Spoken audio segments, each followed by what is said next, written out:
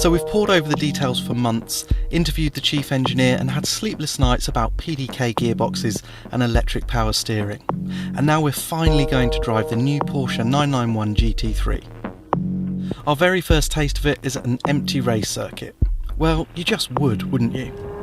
So the reason we've come to a racetrack is because this GT3, on paper at least, seems to be all about lap times and raw speed. We all know they've ditched the 6-speed manual gearbox in favour of a 7-speed PDK and adopted rear-wheel steering. We also know that Porsche claim this GT3 is quicker around the ring than a 4-litre RS, which just seems nuts to me. But I guess what we're concerned about is what might have been lost along the way. Character, involvement, for want of a better word, feel. Now that might sound like airy-fairy crap to some people, but generations of 911s have been defined by their weight distribution, their fantastic steering, and the challenge they present to the driver. That's why we love these things. Of course, on track, some of that raw detail is less important. Here at Blyton Park, in this GT3 pre-production prototype, it's going to be all about response, grip, traction, and that new 3.8 litre direct injection engine, which has 475 horsepower, revs to 9,000 RPM. This PDK box as well punches in gear shifts in 100 milliseconds. Suffice to say, this thing should be absolutely mega around here. Okay, so the wake for the Metzger engine has been going on for some time for 911 geeks like me. Within about 100 yards of driving this thing, any fears about the lack of motorsport pedigree of this engine, of it feeling a bit too ordinary, they just disappear. The way this thing revs, the noise and the power at the top end are just unbelievably addictive. Okay, it doesn't have that lovely low-speed chunter and rattle of the old Metzger. It doesn't have the torque of the 4-litre RS, although it's still pretty torquey. But you won't miss that engine, I promise you. And this PDK box is just transformed from other Porsches. It's just quicker, punchier. It just works so much better. Is it as good as the Ferrari system, which is really the benchmark? I think it definitely is, you know. Do you miss the 6-speed manual gearbox? On a circuit, I'm afraid to say, not as much as you think. The PDK just makes the performance so accessible, and there's so much of it.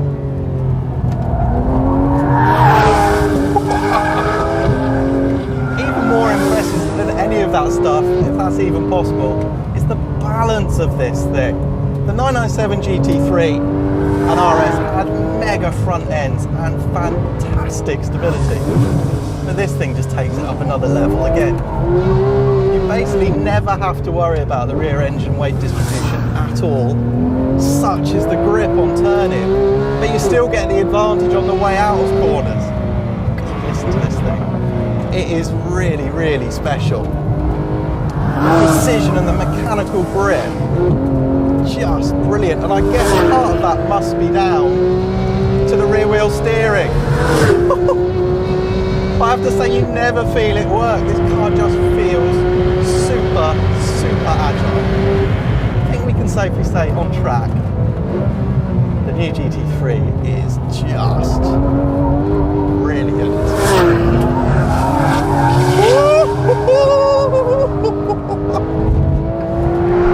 Okay, so the GT3 is fast, the engine and box are incredible, the chassis is so well sorted and so well balanced. But we need some context. How fast is fast? With the help of a McLaren 12C, which has almost redefined our understanding of the word, we're going to find out. Now the 12C is getting on for twice the price of the GT3. So strictly speaking, it's not really a rival at all. But if you want to judge something's pure speed on a circuit, this is the benchmark supercar. It is unbelievably fast around here. There's so much power.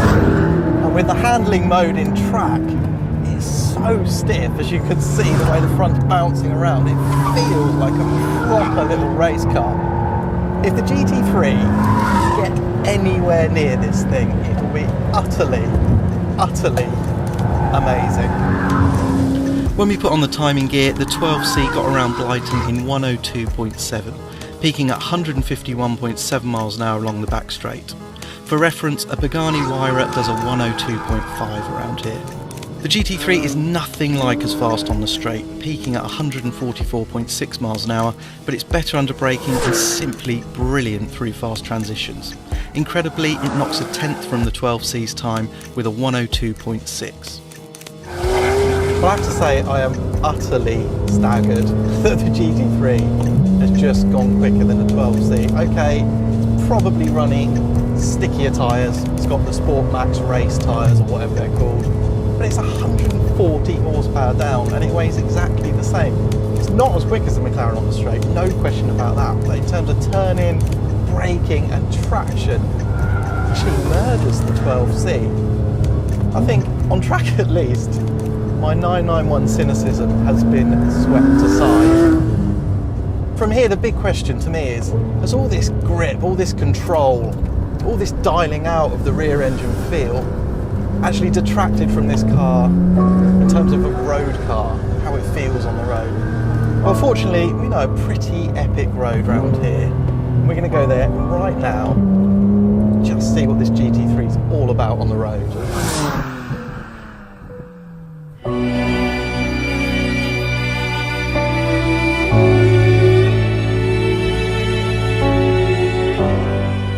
Yep, this place should do it.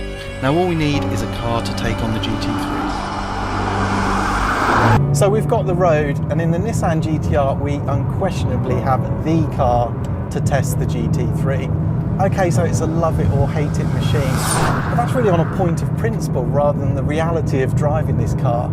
Detractors might say it's dull, a sort of computer game on wheels, but that could not be further from the truth. The GT-R clonks and bangs and whirs and sounds more like a piece of heavy industry than a computer game to me. And yet it's obscenely fast across the ground, but it still takes technique to get the best from, because it's relatively heavy and it's so powerful. So most of the time it just feels like a socking great rear-wheel drive car. After all these years, it is still a fantastic driver's car. So will the new GT3 be quicker than the GT-R across the ground? Well, I struggle to believe it will, but that's not really the point. What we want to know is whether the PDK box is finally as good as the brilliant dual clutcher in this, and also whether the GT3's character has changed. What with PDK, rear wheel steer, all that grip and stability that we discovered on the track, has that brought it closer to the GT-R? Has it in fact become the computer game that Porsche purists have been saying this car is for years and years? We're going to find out on these mega roads.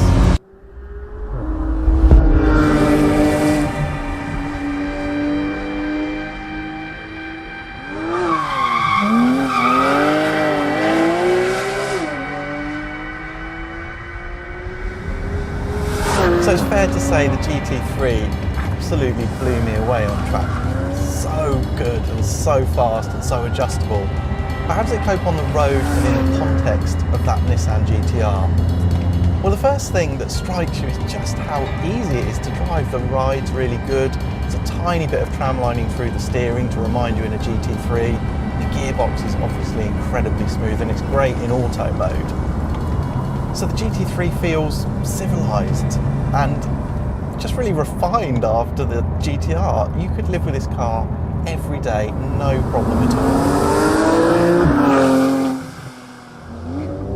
That's all very well, but what's the GT3 like when you start to wind it up a little bit? Well, of course it feels lighter and lower than the GT-R, of course it does. In fact, it changes direction so positively with that rear wheel steer system and the active diff. It feels so agile. The 991 is bigger than previous GT3s, but it feels genuinely like a small car. It is amazing the speed it carries into corners. So agile. But what about this new 3.8 DFI engine? Well, it doesn't quite have the character of the Metzger in the mid-range. It doesn't have all those lovely noises. It doesn't quite have the torque of that old engine either. certainly in the 4-litre RS, which I guess is a slightly unfair comparison. But the top end, so addictive, it just rips down to 9,000. Listen to it at the top. And of course the PDK box gives you really easy access to that all the time. So I'd say you travel a lot quicker in this car.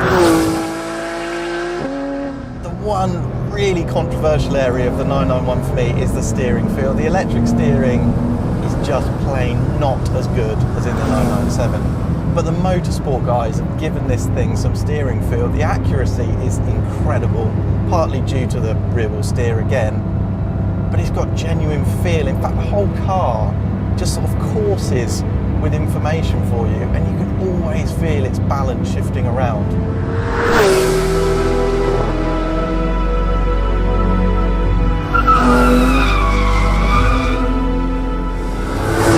So in terms of throttle response, agility, balance and adjustability as well, I think this GT3 does take care of the GTR. Still love the GTR, it's such a monstrous car, but this feels more special. What about in the context of the great GT3s of the past and the RSs as well, which is hard not to reference? Well, I think the engine, for all its top-end fireworks, it's so cool at the top end, it's lost a teeny bit of that character in the mid-range of the Mexico, a little bit of the torque, the noises, and the sort of raw connection that you used to get with that engine. And the same can be said of the steering as well. It's so quick, so accurate, and it's much more feel than in other 991s. Just a tiny bit lost compared to a 997. What about the gearbox? Well, this PDK is transformed. It's really, really good. Do I miss the manual? Yeah, I do. A little bit, I'm afraid, on the road. Not so much on the track. But that sense of connection, the physical exertion that you needed with the manual gearbox, I miss it just a bit.